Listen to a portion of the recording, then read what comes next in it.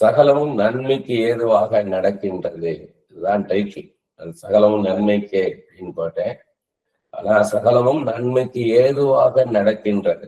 ரோமர் 8 28 அன்றியும் அவருடைய தீர்மானத்தின்படி, ஆண்டவருடைய தீர்மானத்தின்படி அழைக்கப்பட்டவர்களாய் தேவனிடத்தில் ஆண்டவரிடத்தில் அன்பு கூறுகிறவர்களுக்கு சகலமும் நன்மைக்கு ஏதுவாக நடக்கிறது என்று அறிந்திருக்கிறோம். அது நியூ செஞ்சுரி வெர்ஷன்ல எப்படி இருக்குன்னா, Romans 8:28, we know that in everything God works for the good. In everything God works for the good.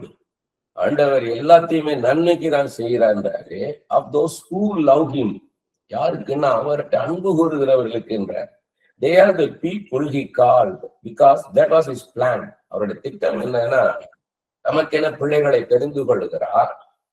அப்படி தெரிந்து கொள்ளுகிறவங்களையும் தன்னிடத்தில் அன்பு கூறும்படியாக தெரிந்து கொள்ளுகிறார். அவங்களுக்கு சகலத்தின் நன்மைக்கு ஏதுவாக நடத்துகிறார். இதே ஆம்பிளிஃபைட் பைபிள் எப்படி இருக்குன்னா, நான் இப்ப படிச்சது நியூ செஞ்சுரி வெர்ஷன், இப்ப படிக்க போறது amplified. And we know with great confidence. எப்படி அழகா சொல்றாரு பாருங்க. We know with great confidence. ஒரு பெரிய நம்பிக்கை, திடனோட கான்பிடன்ஸ், ஒரு திடனோட தெரிந்து கொள்கிறோம், ஸ்திரமாக தெரிந்து கொள்கிறோம். என்னன்னா, God, எப்படிப்பட்ட தெய்வம்னா, who is deeply concerned about us. நம்ம மேல கரிசனை உள்ளவர், ஆழமான கரிசனை, deeply concerned. ஏதோ மேலோட்டமா இல்லை, நம்ம மேல ஆழமாய் கரிசனை உள்ள தேவன். causes all things to work together as a plan. எல்லாமே நன்மைக்காக, நன்மையாக நடக்கணும், நமக்கு நல்லது நடக்கணும்னு சொல்லி பிளான் பண்றாங்க. for good, together for good, for those who love God, to those who are called according to his plan and purpose. அவர் நோக்கத்தோடு கூட தெரிந்து கொள்கிறார். நம்மிடத்தில் அன்பு கூறுகிறவர்களுக்கு சகலத்தையும் நன்மைக்கு ஏதுவாக நடத்தணும்னு தெரிந்து கொள்கிறார் என்றாரு. அப்ப எப்படின்னா 1 கொரிந்தியர் 1:9 பாக்குறோம், நம்முடைய குமாரனும் நம்முடைய கர்த்தருமாய் இருக்கிற இயேசு கிறிஸ்துவனுடைய ஐக்கியமாய் இருப்பதற்கு உங்களை அழைத்த தேவன் உண்மை உள்ளவர். யார அழைக்கிறார்னா, நம்மோடு ஐக்கியமா இருப்பதற்கு அழைக்கிறார் என்றாரு. 2 தீமோத்தேயு 1:9 பரிசுத்த அழைப்புன்றார். ஹோலி காலிங், பரிசுத்தமா அழைப்புன்றார். சாதாரணமா கூப்பிடுறது இல்ல. ஒரு அரசியல்வாதி கூட்டம் நடத்தும் போது இன்னார் அழைக்கிறார், இந்த தலைவர் அழைக்கிறார்னு வால் போஸ்ட் போடுவாங்க, விளம்பரம் பண்ணுவாங்க. இப்ப அப்படி போல இல்லை. இது ஒரு பரிசுத்தமான அழைப்பு, ஒரு தெய்வீக அழைப்பு, டிவைன் காலிங். அது 1 யோவான் 3:2 இருக்கு. எப்படின்னா, பிரியமானவர்களே, இப்பொழுது தேவனுடைய பிள்ளைகளாய் இருக்கிறோம், இனி எவ்விதமா இருப்போம் என்று இன்னும் வெளிப்படவில்லை. ஆகிலும் அவர் வெளிப்படும் போது அவர் இருக்கிற வண்ணமாகவே நாம் அவரை தரிசிப்பதினால் அவருக்கு ஒப்பா இருப்போம் என்று அறிந்திருக்கிறோம். தம்மை போல மாற்றுகிறார் கர்த்தர் நம்மை. அவருக்கு இணையாக அவருடைய சுபாவத்தை நமக்கு கொடுக்கிறார். அவரை போல நம்மளை மாற்றுகிறார். இது பாத்தீங்கன்னா, அந்த புக் ஆஃப் ரோமன்ஸ், இந்த ரோமருடைய இது என்னன்னா, a letter of comfort and confidence addressed to you. இது நம்மளை ஆறுதல் படுத்தக்கூடிய ஒரு நிருபம் இந்த ரோமர் என்றாரு. அண்ட் கான்பிடன்ஸ், நமக்கு ஒரு திடனை தருகிற ஒரு நிருபம் இந்த ரோமருடைய நிருபம். அப்ப சகலமும் நன்மைக்கு ஏதுவாக நடப்பது யாருக்குன்னா, கர்த்தரை நேசிப்பவர்களுக்கு. அப்ப அடுத்தடுத்த வசனங்களை தொடங்குறார். இது பவுல் தொடங்குறார். இது தொடக்கம். அன்றையும் அவருடைய தீர்மானத்தின்படி அழைக்கப்பட்டுள்ளாய் தேவனிடத்தில் அன்புகிறவர்களுக்கு சகலம் நன்மைக்கு ஏதுவாக நடக்கிறது என்று அறிந்திருக்கிறோம். அப்ப என்ன சொல்ல வரார்? இது இனிமேதான் எக்ஸ்பிளைன் பண்ண போறார். 29வது வசனம், அதே ரோமர் 8:29 29 சொல்றார், முன்னறிந்தாரே, முன்னறிந்தார் என்றார், முன்னறிந்தாரோ என்றார். முன்னறிந்தார்னா ஃபர்னு இருக்குது. நம்மளை முன்னமே அறிந்து கொண்டார் என்றார். நம்மளை உருவாக்குவதற்கு முன்பாகவே, நம்மளை கருவில் உருவாக்கும் முன்பாகவே நம்மளை முன்னறிந்து கொண்டார் என்றாரு. அதே இதுல பிற சொல்றாரு, அதே 29 முன் குறித்திருக்கிறார். அதாவது குமாரனுடைய சாயலாக்கு ஒப்பா இருப்பதற்கு, இயேசு கிறிஸ்துவுக்கு ஒப்பா இருப்பதற்கு நம்மளை முன் குறித்திருக்கிறார். Pre destined. 30வது வசனத்தில் அழைத்தும் இருக்கிறார், கால்டு. நீதிமான்களாக்கி இருக்கிறார், அழைத்திருக்கிறார், அடுத்து நீதிமான்களாக்கி இருக்கிறார், அடுத்து மகிமைப்படுத்தியும் இருக்கிறார். கால், ஜஸ்டிஃபைட், குளோரிஃபைட். நம்மளை முன் அறிந்தார், அடுத்து முன் குறித்திருக்கிறார், அடுத்து அழைத்திருக்கிறார், அடுத்து நீதிமான்களாக்கி இருக்கிறார், மகிமைப்படுத்திருக்கிறார். இதுதான் நம்ம வாழ்க்கையில உள்ள ப்ராக்ரஸ். நம்ம வாழ்க்கையில ஒவ்வொரு ஸ்டெப் எப்படி போகுதுன்னு கேட்டீங்கன்னா, முதல்ல முன் அறிந்திருக்கிறார், அடுத்து முன் குறிக்கிறார், அடுத்து அழைத்திருக்கிறார், அடுத்து நீதிமான்களாக்கி இருக்கிறார், அடுத்து மகிமைப்படுத்தி இருக்கிறார். சரி, நம்ம எந்த லெவல்ல இருக்கிறோம்ன்றத பார்த்தா தெரிஞ்சுக்கலாம். ஜென்ரலா முதல் வசனத்தை தொடங்கினாரு, இப்ப எப்படி கொண்டு வந்தாருன்னு சொல்றாரு. எப்படி கொண்டு வர்றாருன்னா, கருவில் உருவாக்கும் முன்பே முன் அறிந்து கொள்கிறார், அதுக்கப்புறம் முன் குறிக்கிறார். குறிப்பாய் ஜெனரல் வேற, ஸ்பெசிபிக் வேற. இப்ப ஸ்பெசிபிக்கா ஒரு பொதுவாக எல்லாரையும் தெரிந்து கொள்கிறது, அழைக்கப்பட்டவர்களோ அநேகர், தெரிந்து கொள்ளப்பட்டவர்களோ சிலர் என்றார். எப்படின்னா அவரை தெரிந்து கொள்றதுக்கு. யோவான்ல சொல்றார் இல்லையா, நீங்கள் என்னை தெரிந்து கொள்ளவில்லை, நான் உங்களை தெரிந்து கொண்டேன் என்றார். பவுலுக்கு தமஸ்குக்கு போற வழியில தான் வெளிப்படுத்துறார். அவர் முன் அறிந்து கொண்டார், கருவில் உருவாக்குவதற்கு முன்பாக. கலாத்தியர் 1:15 சொல்றாரு பவுல், என்னை கருவில் உருவாக்கும் முன்னே கர்த்தர் தெரிந்து கொண்டார் என்றாரு. ஆனா என்ன வெளிப்படுத்துறாருன்னா, தன்னை அறிந்து கொள்ள வைப்பது தமஸ்குக்கு போற வழியில தான் தன்னை வெளிப்படுத்துறார். அப்ப அழைத்திருக்கிறார், அடுத்து நீதிமான்கள் ஆக்கியிருக்கிறார். நீதிமான்கள் அந்த உலகத்தின் நீதி போல அல்ல, சுயநீதியில இது. Right standing with God. கர்த்தரோட நின்று, கர்த்தர் எதை நீதின்னு சொல்றாரோ, முதலாவது தேவனுடைய ராஜ்யத்தையும் என்னுடைய நீதியும் தேடுங்கன்றார். அவருடைய ராஜ்யத்தின் நீதி என்ன? விசுவாசம். முழுக்க முழுக்க கர்த்தரையே சார்ந்த வாழ்க்கை. பணத்தையோ மற்ற மனிதர்களையோ பொருட்களையோ படிப்பையோ தாளந்துகளை நம்பிராதபடிக்கு அவரே சார்ந்த ஒரு வாழ்க்கையை வாழ தெரிந்து கொள்கிறாரு. அடுத்து மகிமைப்படுத்துகிறார். மகிமைப்படுத்துகிறார்னா அவருடைய பூர்ணத்துவத்தை நமக்கு கொடுக்கிறார். 31வது வசனத்துல அதை எக்ஸ்பிளைன் பண்றார். பவுல் எப்பயுமே ஒரு காரியத்தை எடுத்தாருன்னா லாஜிக்கலா சில கொஸ்டின்ஸ் எழுப்புவார், அதுக்கப்புறம் அவரே அதுக்கு ஆன்சர் பண்ணுவார். இவைகளை குறித்து முன்னறிந்தார், முன் குறித்தார், அழைத்திருக்கிறார், நீதிமான்களாக்கினார், மகிமைப்படுத்தியிருக்கிறார். இவைகளை குறித்து நாம் என்ன சொல்லுவோம்? தேவன் நம்முடைய பட்சத்தில் இருந்தால் நமக்கு விரோதமா இருப்பவன் யார்? இப்ப என்ன திடீர்னு வேற மாதிரி போற மாதிரி இருக்கும். கர்த்தர் நம்ம இருந்தா நம்மளை யாரும் எடுத்து நிக்க முடியாதுன்ற. ஏன்னா அவர் தெரிந்தெடுத்து அவர் நம்மளை உருவாக்கி கொண்டு வரும்போது யாரும் அதுக்கு ஏற்று நிக்க முடியாதுன்ற.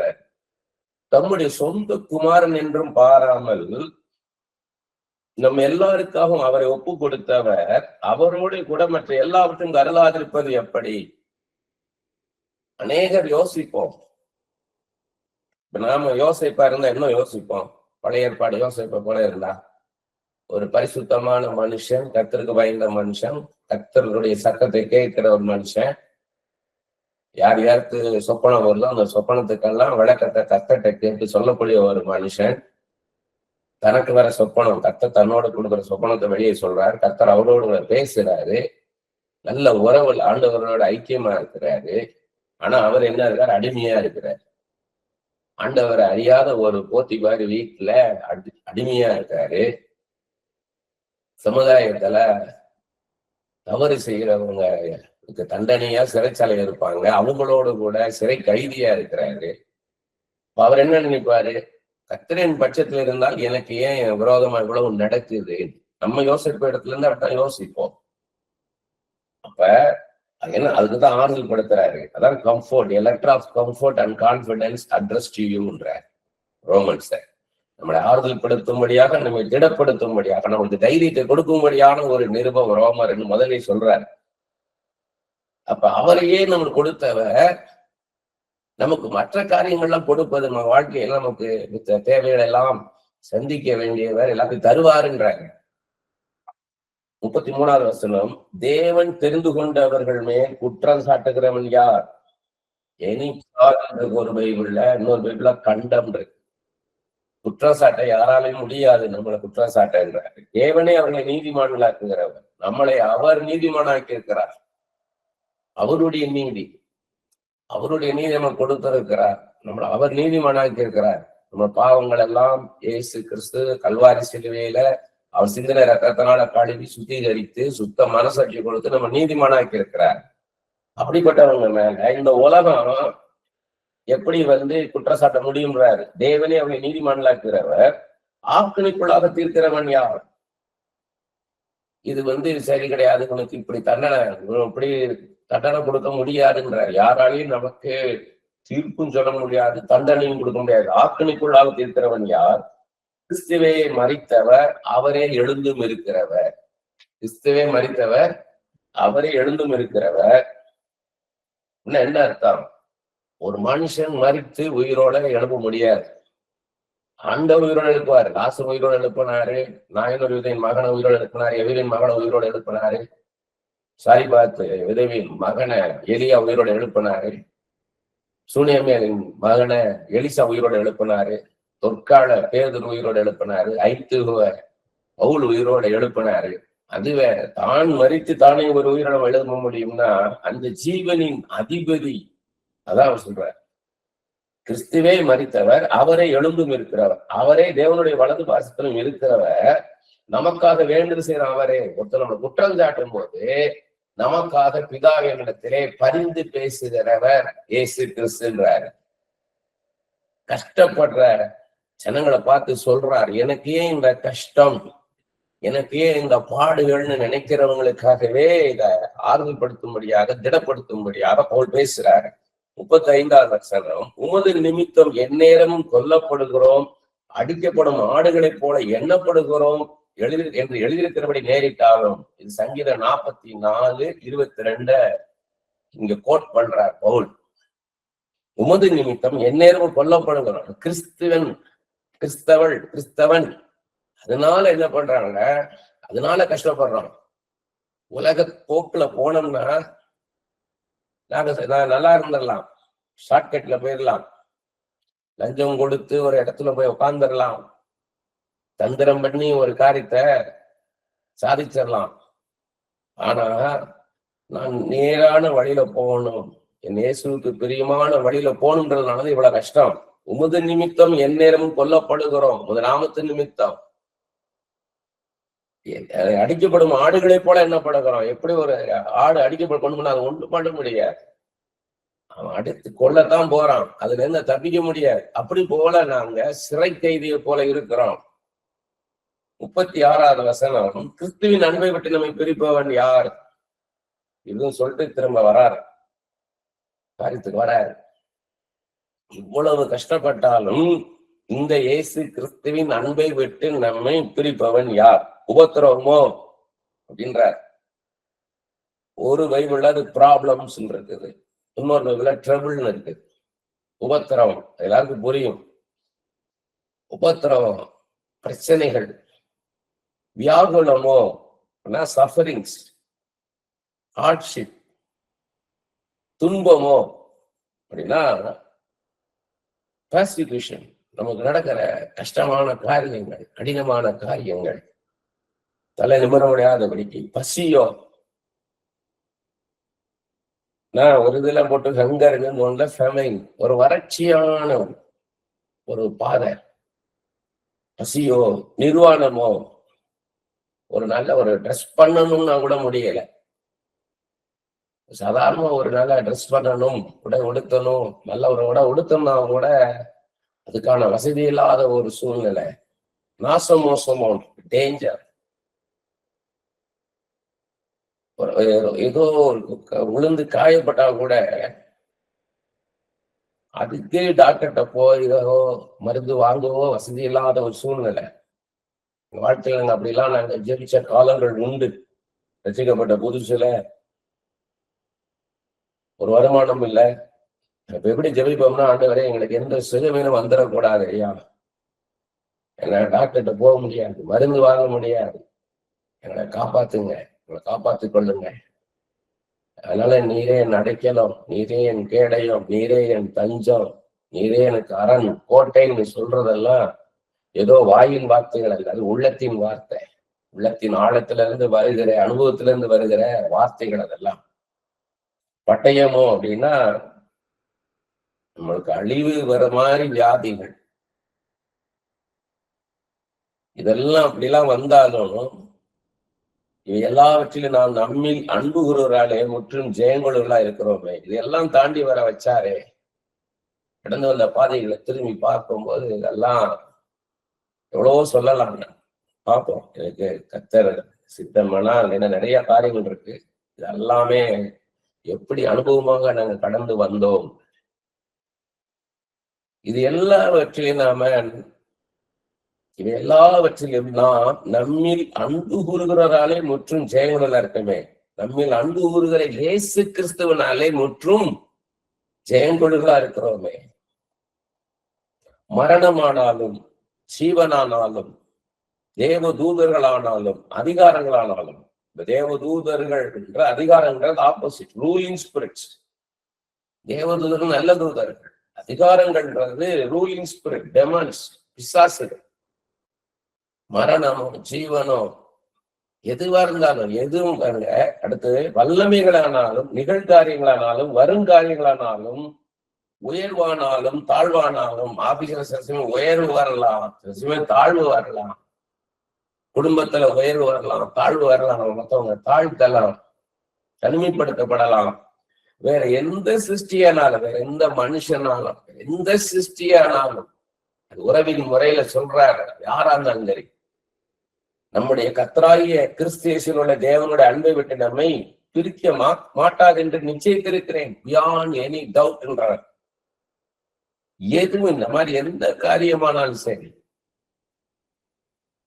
உயர்வு வரும்போது மேட்டிமை வந்து ஆண்டவர் விட்டு பெரியவில்லை, தாழ்மை வரும்போது, தாழ்வு வரும்போது, தனிமைப்படுத்தப்படும் போது, தள்ளப்படும் போது, அப்ப அது ஆண்டவரை விட்டு பிரிக்காது.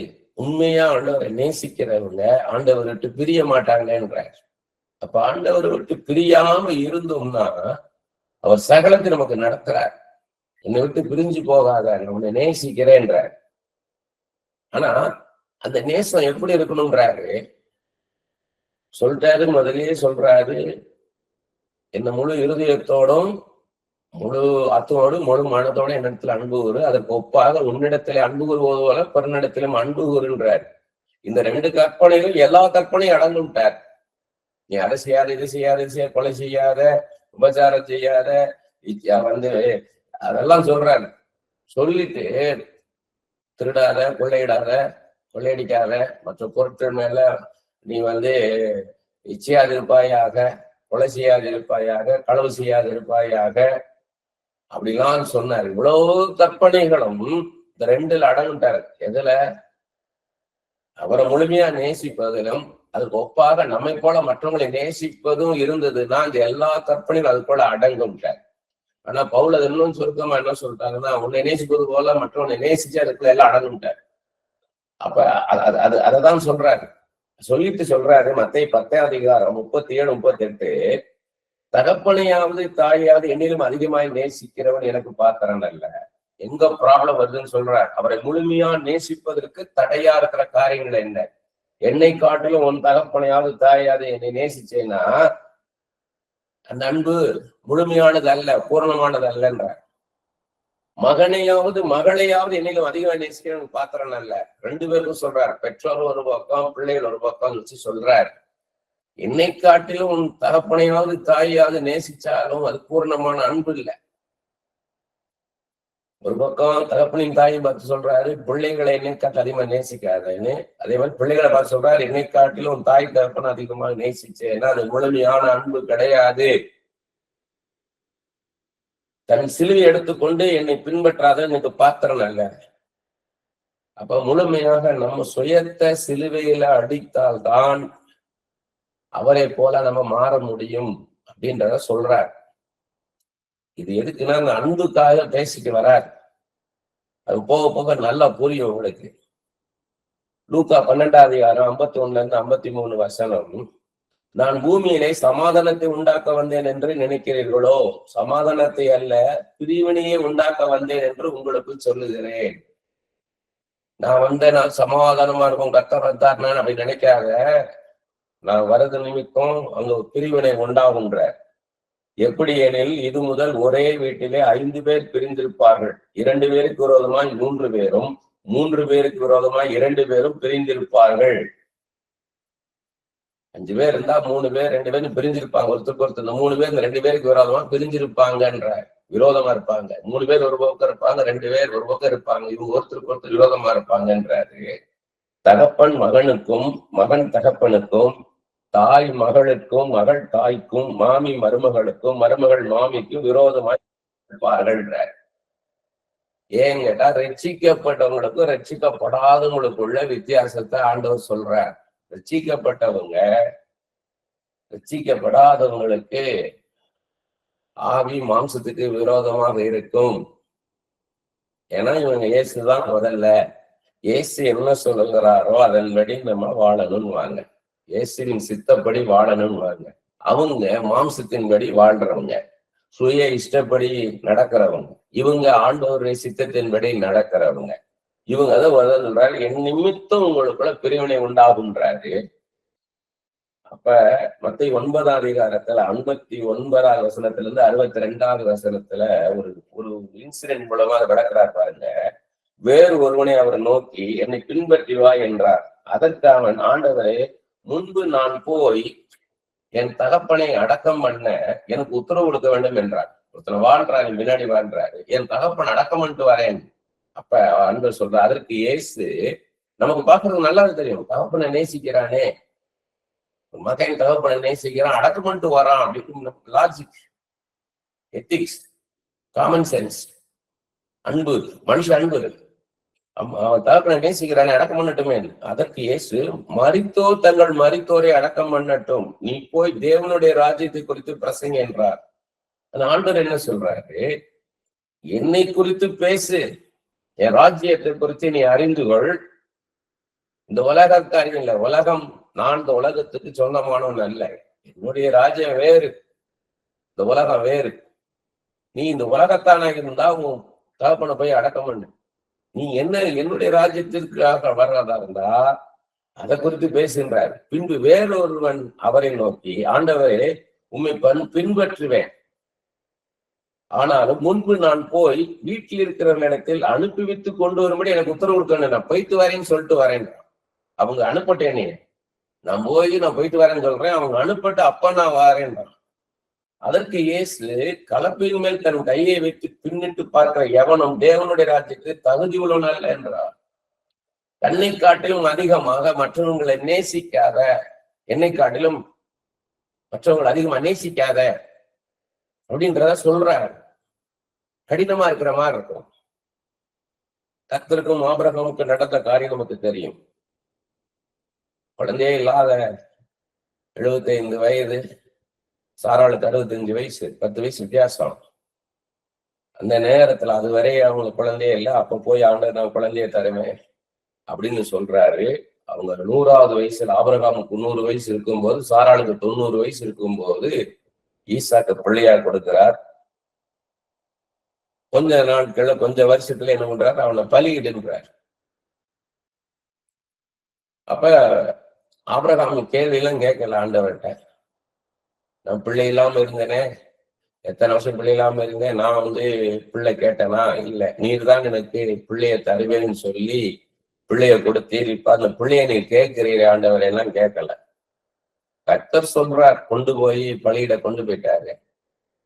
லாஸ்ட் மூமெண்ட் அவன் மேல போய் பட்டயத்தை வச்சு வெட்ட போறார். பலியிட போகும்போதுதான் ஆண்டவர் இல்ல, உன் பிள்ளை மேல கை போடாத.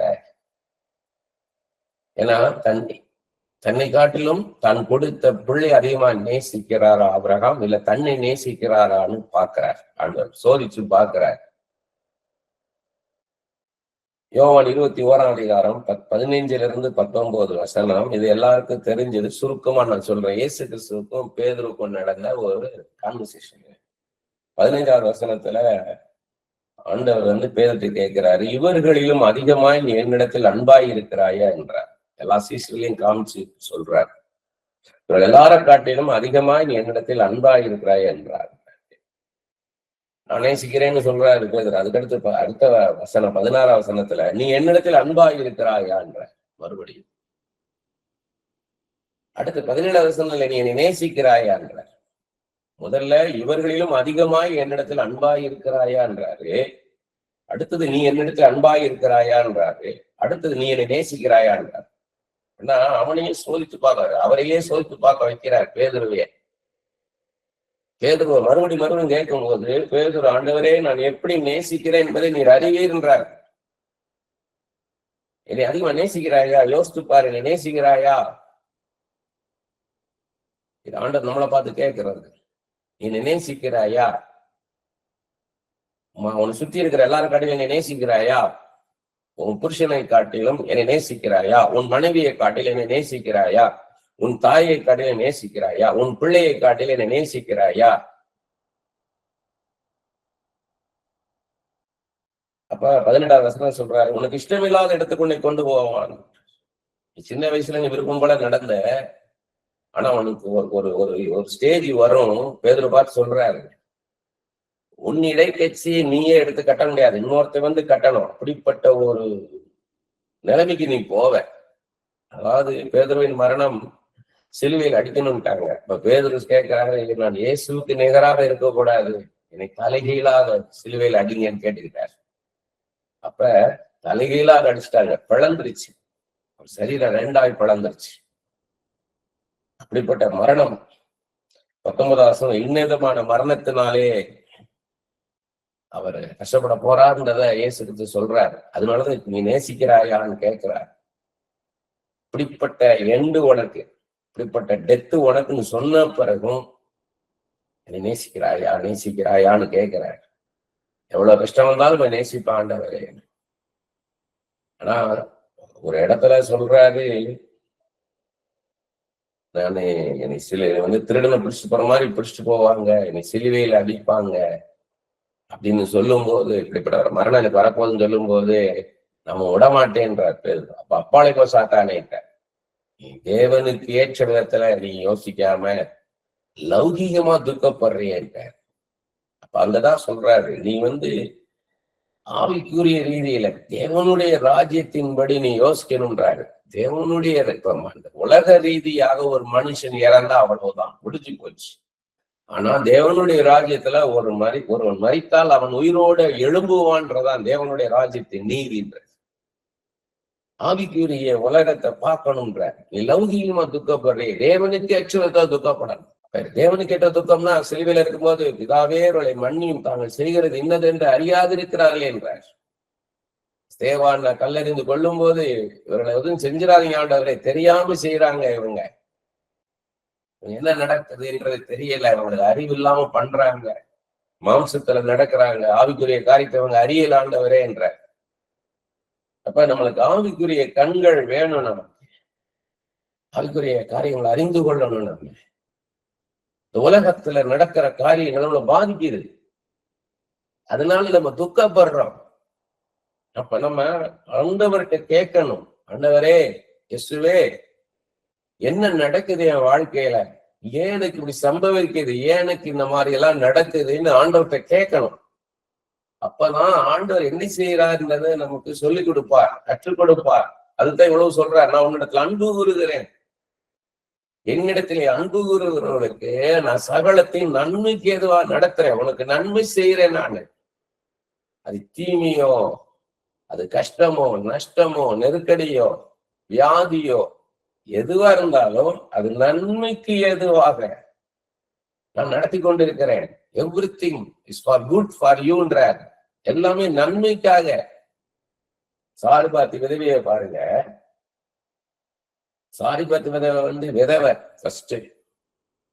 விதவைன்ற கஷ்டம், புருஷன் இல்ல, ஒரு தனிமையான ஒரு வாழ்க்கை, அதுவும் பொருளாதார ரீதியாக கஷ்டம், சாப்பாட்டுக்கே வசதி இல்லாம கடைசியா சாப்பிட்டுட்டு செத்து போயிடலான்றதுக்கு லாஸ்ட் ஃபுட், கடைசி உணவுக்காக விறகு பொறுக்கிறான். கஷ்டம். அதன் மத்தியிலும் கர்த்தருடைய தாசனுக்கு எலியாவுக்கு ஆகாரம் கொடுக்கிறார். கர்த்தரை நேசிக்கிறாங்க. ஏன்னா அவன் தேவதாசன், கர்த்தருடைய மனுஷன், தேவ மனுஷன், கர்த்தருடைய ஊழியக்காரன் சொல்லிதான் எலியாவுக்கு என்ன பண்றாங்க, அவங்க போஷிக்கிறாங்க.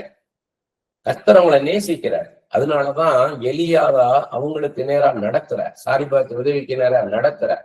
சாரிபாத் உதவி ஆண்டவர் நேசிக்கிறார். அதே மாதிரி சூனேமியாள் பார்த்தீங்கன்னா வயது சென்றவள், மனைவி, குழந்தை இல்ல. இவங்க பாருங்க, உங்க மாதிரி கஷ்டமான சூழ்நிலை இருக்கிறவங்க. அதன் மத்தியிலும் கர்த்தருடைய ஊழியர் எலிசாவுக்கு இடம் கொடுத்து உணவு அழைத்து கனப்படுத்துகிறார். தன் வீட்டுல ஒரு ரூமை கட்டி அதுல அவரை தங்க வைக்கிறாங்க. நீ வரும்போதெல்லாம் இங்க தங்கிக்கோ. அப்ப அவங்களுக்கு சாப்பாடெல்லாம் கொடுத்து எல்லாம் கொடுத்து அவரை கவனிக்கிறாங்க. கர்த்தரை நேசிக்கிறதுனாலதான் கர்த்தருடைய ஊழியக்காரனை நேசிக்கிறாங்க. அப்ப கர்த்தரவங்களை நேசிக்கிறார். இவங்க கர்த்தரை நேசிக்கிறாங்க, கர்த்தரவங்களை நேசிக்கிறாரு. அதனாலதான் எலிசாவை சூனியமேலுக்கு நேரா நடத்துறாரு ஆண்டவர். மோசே வனாந்தரமான வாழ்க்கையிலும் கர்த்தரை நேசிக்கிறார்.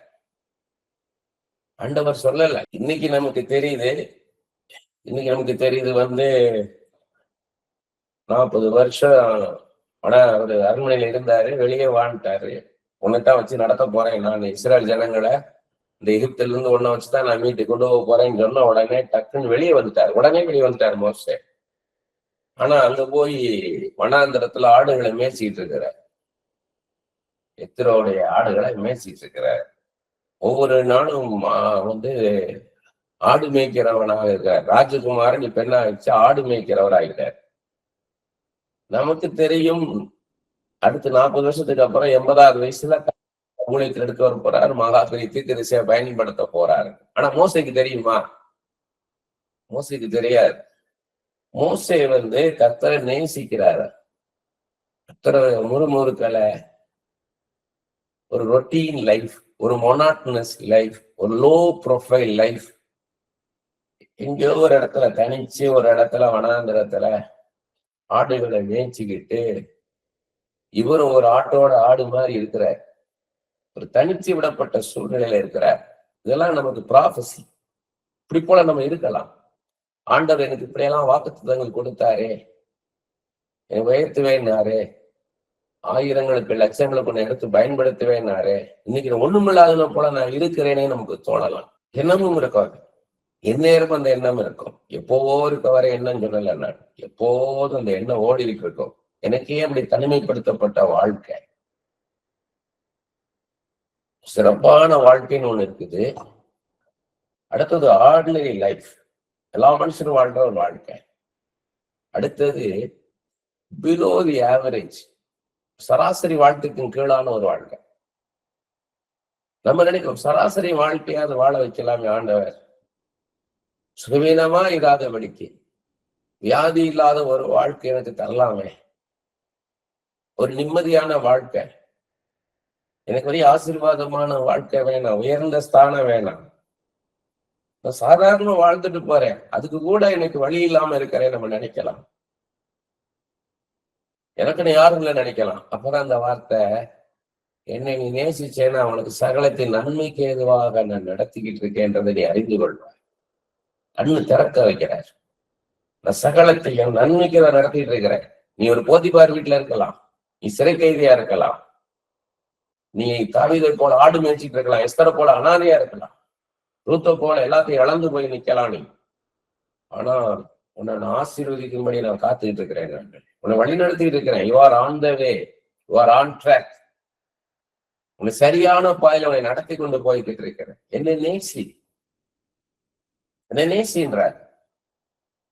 அங்கதான் சீக்கிரட்டே இருக்குது. அவரை நேசி, என்னுடைய அன்பை நீ புரிந்துகொள். இந்த அன்பின் நிமித்தம் நான் உனக்கு எல்லாவற்றையும் செய்வேன். அந்த அன்பை நீ புரிந்து கொள்ளுன்றார். என்னை நேசி, அப்ப நான் உன்னை எவ்வளவு நேசிக்கிறேன்றதை நீ அறிந்து கொள்வ. ஏன்னா 1 யோவான் 3:18 சொல்லியிருக்கிறார், வசனத்தினாலும் நாவினாலும் அல்ல, உன் அன்பு எப்படி இருக்கும், கிரியையில வெளிப்படணும்னா. அப்ப அவரு கிரியையில் அன்பை வெளிப்படுத்துறார்.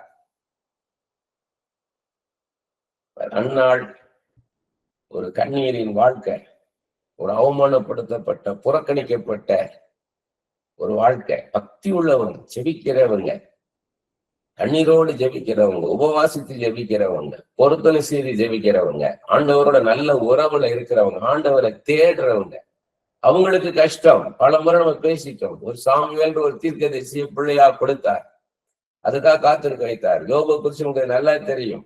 யோபின் விசுவாசத்தை சோதிச்சு பார்க்கிறார். சாத்தானை வச்சு சோதிச்சு, யோபு என் மேல எவ்வளவு அன்பா இருக்கிறான் பார், எவ்வளவு நம்பிக்கை வச்சிருக்கிறான் பாருன்னு சொல்லி காமிக்கிறார். சோ ரெட்டிப்பான ஆசீர்வாதத்தை கொடுத்துட்டார். யோசேப்பு, தானியேல் இவங்கெல்லாம் பாடுகள் மத்தியில கர்த்தரை நேசிட்டாங்க. பவுலின் பாடுகள், ஸ்தேவானு இறப்புல கூட, ஸ்தேவான் இறக்கும் போது கூட கர்த்தரை நேசிக்கிறார்.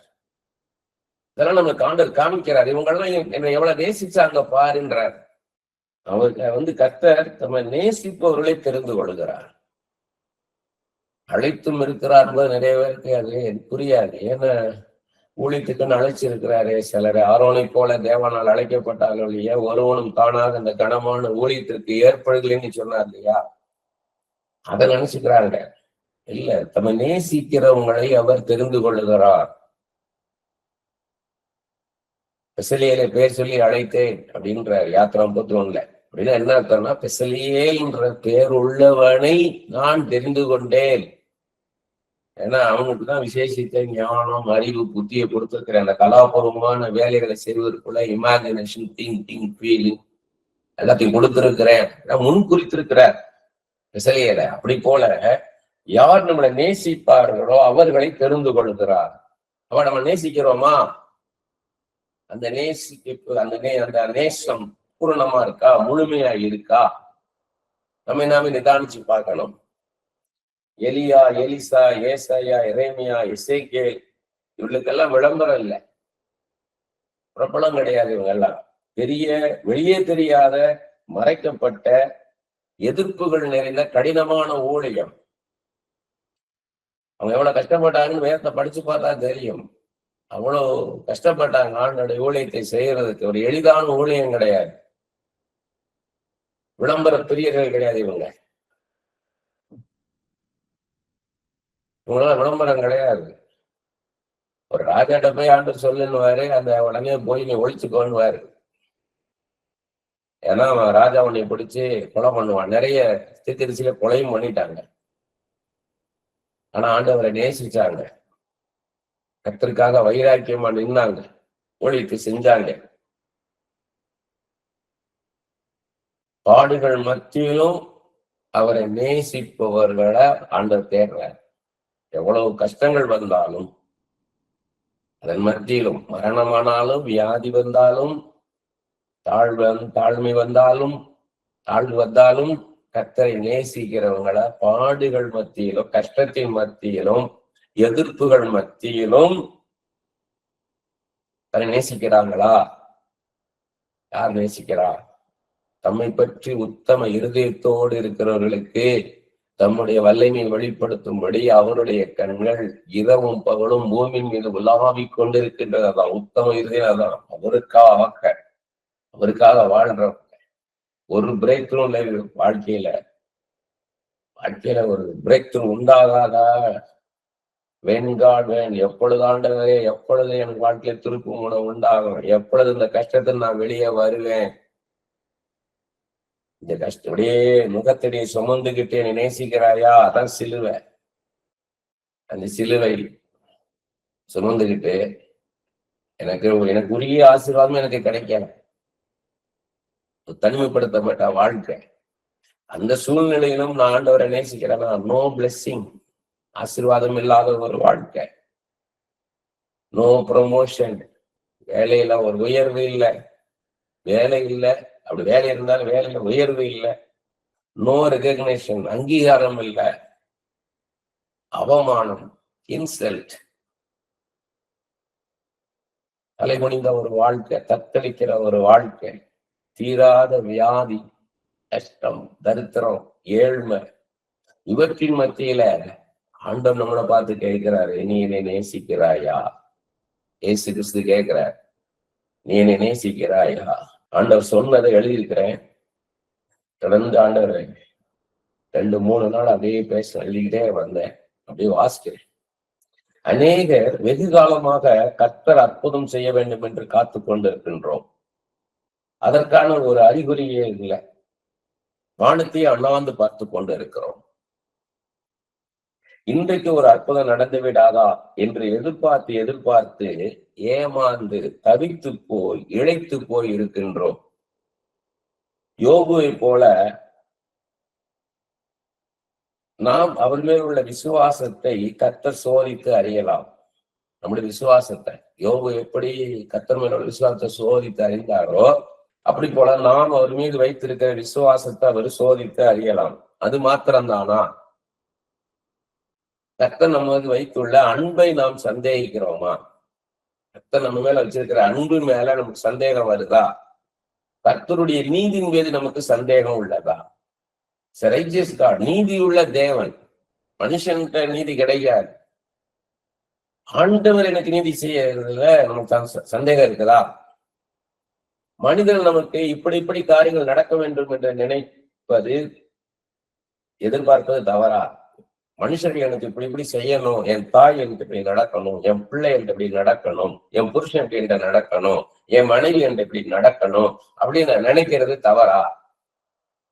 ஒவ்வொரு காரியத்திற்கும் நடக்கை என்ற ஒரு காலம் உண்டு அல்லவா? எல்லா மனிதர்களுக்கும் காரியங்கள் நடக்கின்றது, எனக்கு மாத்திரம் ஏன் நடக்கல? ஒவ்வொன்றுக்கும் ஒரு காலம் உண்டுன்னாரு. ஒரு சந்தோஷமா இருக்க காலம் உண்டு, துக்கிக்கிற ஒரு காலம் உண்டுன்னாரு. துக்கிக்கிற காலம் முடிஞ்சா சந்தோஷம் வரணும், தாழ்வு வந்தா உயர்வும் வரும் இருக்காரு. இழப்புனா இழக்கிறதுக்கு ஒரு காலம் உண்டுன்னா எல்லாத்தையும் பெற்றுக்கொள்ள ஒரு காலம் உண்டுன்னு இருக்காரு. தாவீது எல்லாத்தையும் சிக்லாக்களை இழந்து உணரான எல்லாவற்றையும் திரும்ப பெற்றுக்கொண்டார்னு பாக்குறோம். யோபு எல்லாவற்றையும் இழந்தால் மீண்டும் ரெட்டத்தையும் பெற்றுக்கொண்டார்னு பாக்குறோம். ரூத்து புருஷனை இழந்தாலும் மீண்டுமாக நல்ல ஒரு வாழ்க்கையை பெற்றுக்கொண்டார்னு பாக்குறோம். இப்ப எனக்கு மட்டும் ஏன் நடக்கல? சரி, மற்றவங்கள போல சராசரி மனுஷனை போல ஆண்டவரே அறியாதவங்க எல்லாம் நல்லா இருக்காங்களே, அவங்கள மாதிரி ஒரு வாழ்க்கை கூட எனக்கு இல்லை. பாவமா சாபமா? இது நம்மளே நாமே, மத்தவங்க சொல்றது இல்ல. மத்தவங்க சொல்லலாம் இது பாவம், இது சாபம் சொல்லலாம். இது பெற்றோர் செய்த பாவத்தால் வந்து சாபம், பரம்பரை சாபம்னு சொல்லலாம். எனக்கு நானே நான் நிதானிக்கிறது பாவமா சாபம். சரி, மன்னிப்பு கேட்கிறேன் ஆண்டவர்கிட்ட. 7 தரம் அல்ல 7 எழுதுறம் மன்னிக்கிற தேவன் மன்னிப்பாரே. சரி, மன்னித்து விட்டார், பின் ஏன் காலதாமதம்? மன்னித்த பிறகும் பல முறை மன்னிப்பு கேட்டுட்டேன். அவர் ஒரு தடவை கேட்டாலே மன்னிப்பு தருகிற தேவன். எத்தனை தடவை மன்னிப்பு கேட்டாலும் அத்தனை தடவை மன்னின்னு பேதுருவிட்டு சொல்லி கொடுத்தவர் என்னை மன்னிச்சுட்டாரு.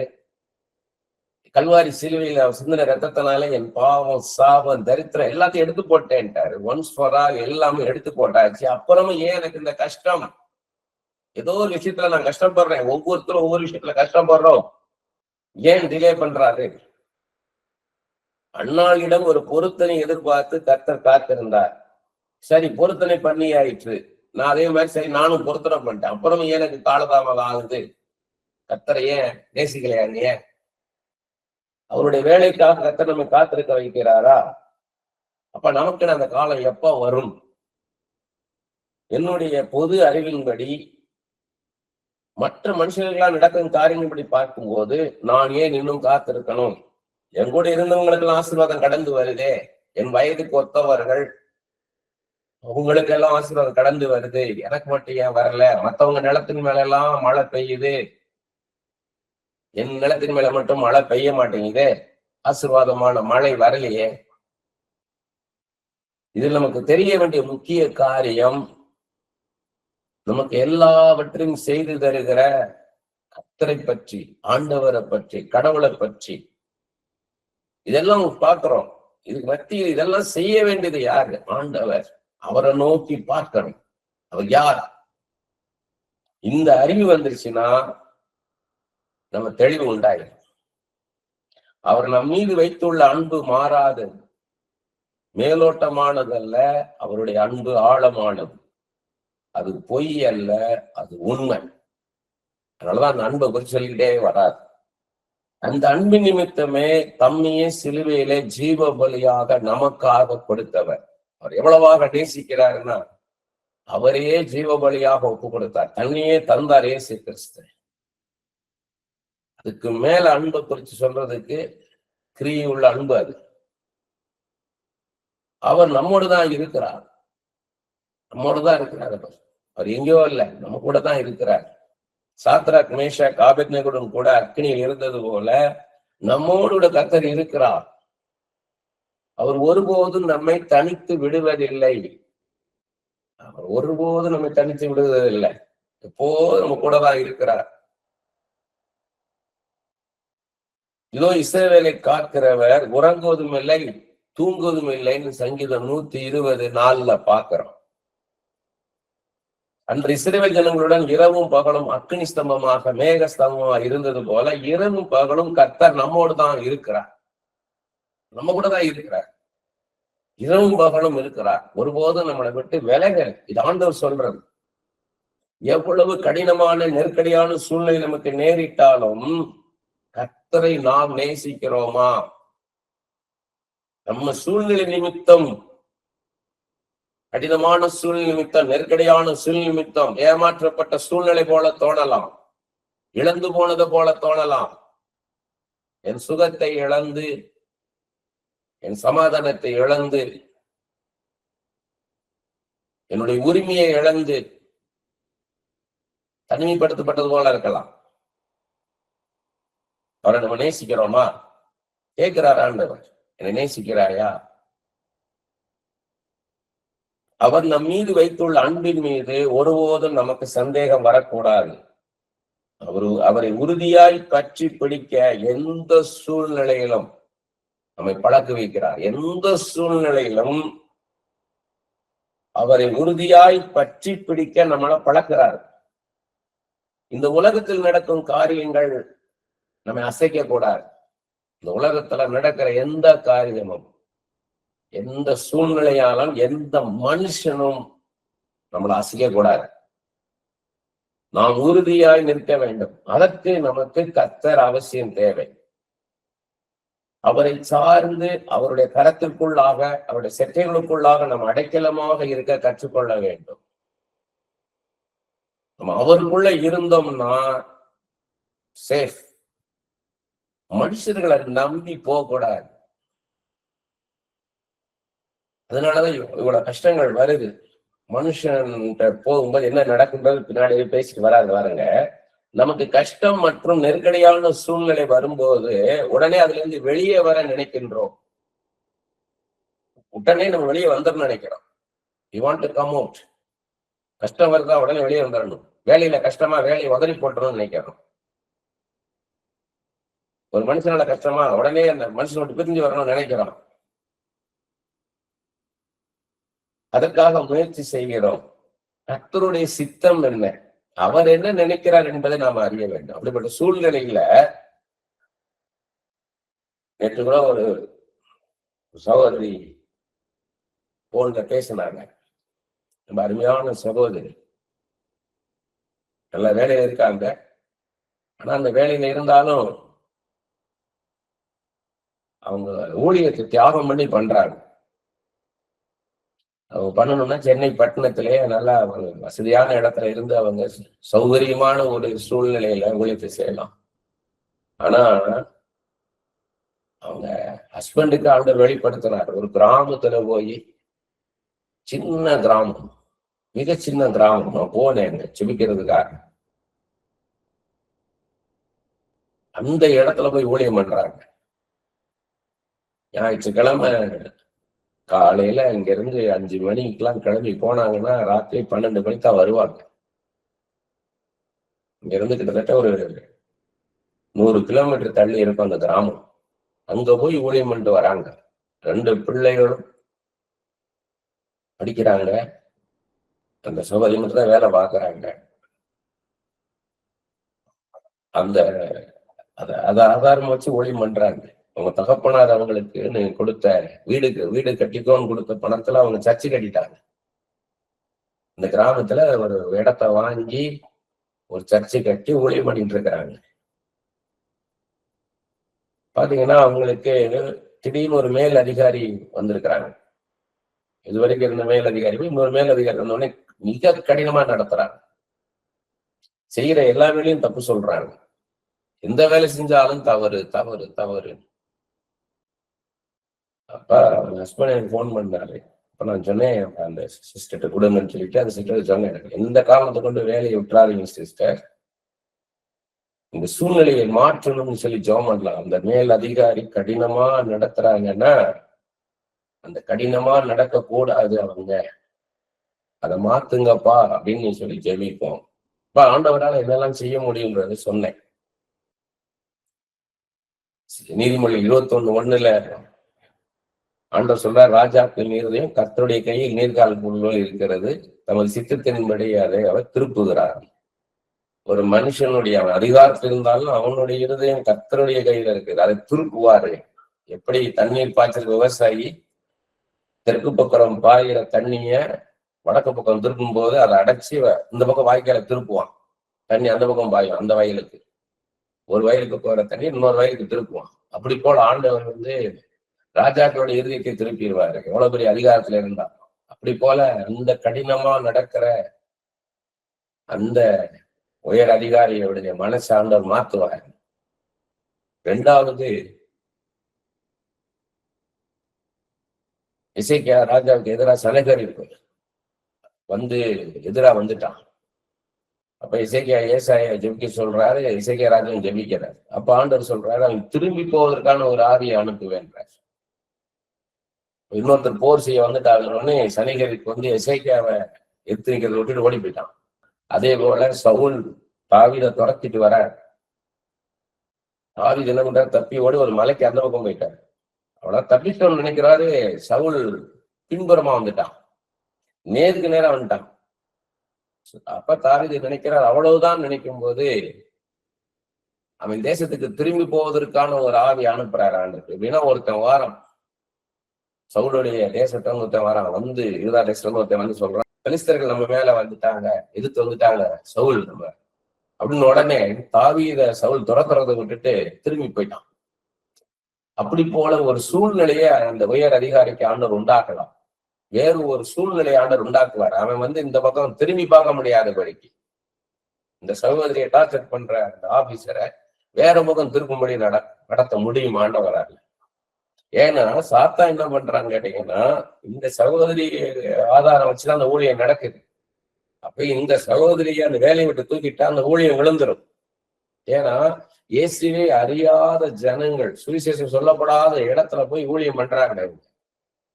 மகிமையான ஊழியம் அது. அசௌரியமான சூழ்நிலையில போய் ஊழியம் செய்யறாங்க, சவால் நிறைந்த ஒரு இடத்துல போய் ஊழியம் செய்யறாங்க. அப்ப அங்க ஸ்ட்ராங்கா தேவனுடைய ராஜ்யம் ஸ்தாபிக்கப்படுது. அதை தகர்த்து போடுறதுக்கு சாத்தான் வரும். அதுக்கு இந்த வேலையை விட்டு இந்த சகோதரியை தூக்கணும். அப்படி போல நமக்கு காரியங்கள் நடக்கும். நிறைய பேர் அதை அறியாம உட்கார்ந்து இருக்கிறது. ஒரு கூட்டத்துக்கு தெரியும் எதிர்ப்பு வருது, அதனால தெரியுது.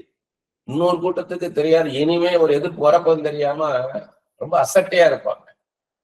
அந்த வேலையை அசட்டையா நினைக்கிறது.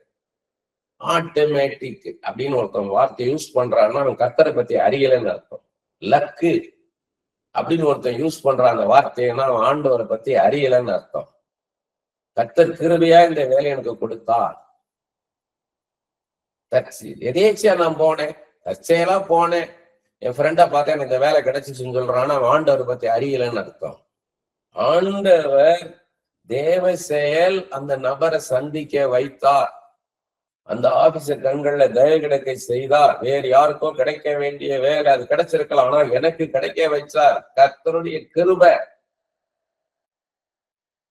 கர்த்தருடைய பெரிதான கிருபை இந்த வேலையில் எனக்கு இருக்கிறது. அக்கா ஜெபம் பண்ணும் போது இயேசுவே எனக்கு கொடுத்த இந்த வேலைக்காக ஸ்தோத்திரம்பான்னு சொல்லணும். சரியா இருக்கக்கூடாது, ஜாக்கிரதையா இருக்கணும். சர்ப்பத்தை போல வினா உள்ளவர்களா இருக்கணும்.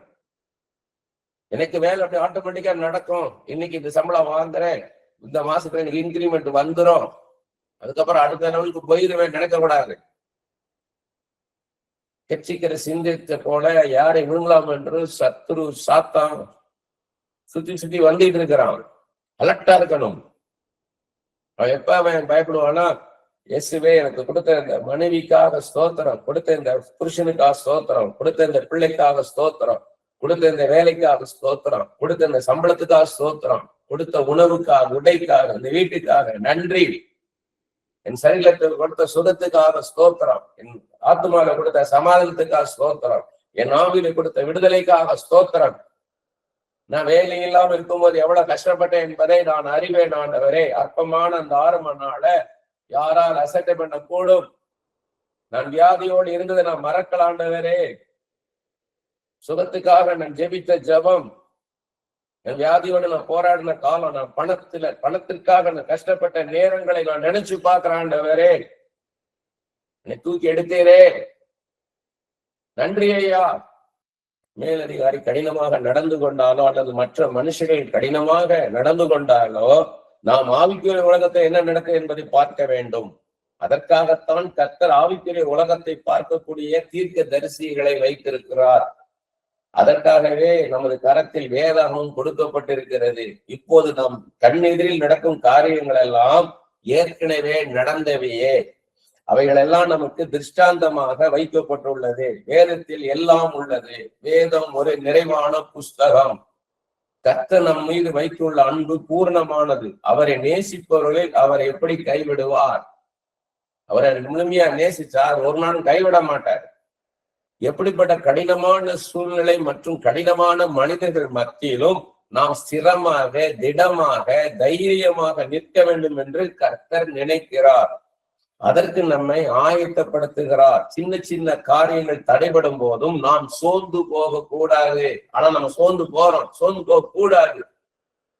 எரேமியா 12:5 நீ காலாட்களோட ஓடும் போதே உன்னை இழைக்க பண்ணினார்களானால் குதிரைகளோட எப்படி சேர்ந்து ஓடுவாய்? காலாட்படைன்னு வாங்க, போர் வீரர்கள், குதிரை படைன்னு வாங்க, அப்புறம் யானை படை, ஒட்டக படை எல்லாம் சொல்லுவாங்க. முதல்ல காலாட்கள், நடந்து போறவங்க. நீ காலாட்களோட ஓடும் போதே நீ இழைச்சு போனேன்னா குதிரைகளோட எப்படி சேர்ந்து ஓடுவ? காலாட்கள் ஓடும் போதே அவங்களோட சோர்ந்து போக பண்றாங்க. அப்ப நீ குதிரைகளோட எப்படி ஓடுவ? இதுக்கு அடுத்த இருக்கு பேட்டில் ஃபீல்டு, இதுக்கு அடுத்த ஒரு போராட்டமான சூழ்நிலை இருக்கு. இதுலயே நீ சோர்ந்து போறே, இன்னும் கடினமான சூழ்நிலையில உன் வாழ்க்கையில இருக்குது. அன்னைக்கு என்ன பண்ண போறன்ற? சமாதானம் உள்ள தேசத்திலேயே நீ அடைக்கலம் தேடினால் யோர்தான் பிரவாகித்து வரும்போது நீ என்ன செய்வாய்? யோர்தான் நதி பெரு வெள்ளமாய் வந்துச்சுன்னா அன்னைக்கு என்ன செய்ய போற? இப்ப சின்ன காரியம் நடக்கும் போதே நீ ஓடி ஒளியிறையே. Face it. நீ எதிர்த்து நில்லு. நான் உன் பட்சத்துல இருக்கிற உனக்கு விரோதமா இருப்பவன் யார்? வெள்ளமோட சத்துரு வரும் பொழுது அவனுக்கு எதிராக ஆவியானவர் கொடி கொடுப்பேன். உன் பட்சத்துல நான் இருந்து உனக்காக நான் யுத்தத்தை செய்வேன். இளைப்பாறுதலை தருகிற தேவன், வெற்றியை தருகிற தேவன், உன்னோட இருக்கிறேனே, சர்வ வல்லமையுள்ள தேவன் உங்கூட இருக்கிறேனே என்றார். சில நேரங்களில் நமக்கு சுகவீனம் ஏற்படலாம், அதிகமாக செலவு செய்ய நேரிடலாம், பொருட்சேதம் நேரிடலாம். இப்படிப்பட்ட இழப்புகளின் மத்தியிலும் நாம் யோசிக்க வேண்டிய காரியம் இயேசு கிறிஸ்து நம்முடன் இருக்கிறார் என்பதையே. எவ்வளவு கஷ்டம் வந்தாலும் இயேசு கிறிஸ்து என்னோட இருக்கிறார், அந்த யோசனை நமக்கு இருக்கணும். அப்பதான் நமக்கு தைரியம் வரும். இன்றைக்கு ஊழியத்து நிமித்தம் அநேகரை சந்திக்கின்றேன். மிகவும் சோர்ந்து போய் உடைந்து போய் காணப்படுகிறார்கள். காரணம் என்னவென்றால் மற்ற மனிதனம் அன்பை எதிர்பார்க்கிறார்கள். அவர்கள் எதிர்பார்க்கும் அந்த அன்பு கிடைக்காத போது மிகவும் மனம் உடைந்து போய் துக்கத்தில் மூழ்கி விடுகிறார்கள். அதனால்தான் கர்த்தர் சொல்லுகிறார், நான் உன்னை நேசிக்கிறேன். உன்னை சிருஷ்டித்த தேவன், நான் உன்னை நேசிக்கிறேன். உன்னை பெற்ற தாய் இல்ல, உன்னை அந்த தாயின் கருவில் உருவாக்கின சிருஷ்டித்த தெய்வம். ஒன்றுமில்லாத எல்லாவற்றையும் உண்டாக்கினது போல உன்னை உன் தாயின் கருவிலே உண்டாக்கின தேவன், நான் உன்னை நேசிக்கிறேன். ஒரு பூவை பார்த்து பேசினா எப்படி பேசுவீங்க? அவங்க வீட்டுல ஒரு பூ வளர்க்குறீங்க, அந்த பூவை பார்த்து நான் உன்னை நேசிக்கிறேன்னா என்ன அர்த்தம்? எங்கேயோ கிடக்க வேண்டிய என்னை கொண்டு வந்து உன் வீட்டுல வச்சு வளர்க்குறியே, எனக்கு தண்ணி ஊத்தி என்னைய தினம் என்னைய பாக்குறியே. அந்த பூ உங்களை பார்த்து பேசினா எப்படி இருக்கும்? மனிதர்களுடைய அன்பு நிலையற்றது. தாய் ஒரு பிள்ளையோட மற்ற பிள்ளை அதிகமாக நேசிக்கும் போது அந்த முதலாவது பிள்ளை சோர்ந்து போய் விடுகின்றது. அலுவலகத்தில் உங்களுடைய உயர் அதிகாரி உழைக்கும் உங்களை விட உழைக்காத இன்னொருவரை நேசிக்கும் போது நீங்கள் சோர்ந்து போகிறீர்கள். ஒரு புருஷன் தன் மனைவியை விட அவனுடைய தாயையோ பிள்ளையோ அதிகமாக நேசிக்கும் போது மனைவி சோர்ந்து போய்விடுகிறாள். மனிதனாய் பிறந்தவன் எவனும் அன்புக்காக ஏங்குகிறான். அந்த அன்பு எங்கிருந்து நிலையாய் நிரந்தரமாய் கிடைக்கும் என்றால் அதை நம்மை சிருஷ்டித்த நம்ம தகப்பனிடம் இருந்துதான். பெற்ற பிள்ளைகளின் அன்பு தாய்மார்களுக்கு இல்லாமல் போய்விடுகின்றது. திருமணமானவுடன் அவர்களுடைய மனைவி, கணவன், பிள்ளைகள் என்று போய்விடுகிறார்கள். தாய் புருஷனை இழந்து பிள்ளைகளின் அன்பையும் இழந்து தனித்து விடப்படுகிறார்கள். வீட்டில், குடும்பத்தில் ஒரு ஓரமாய் உட்கார்ந்து வேடிக்கை பார்க்கிறது போல ஆகிவிடுகிறார்கள். ஸ்பெக்டேட்டர் ஆகிடுறாங்க.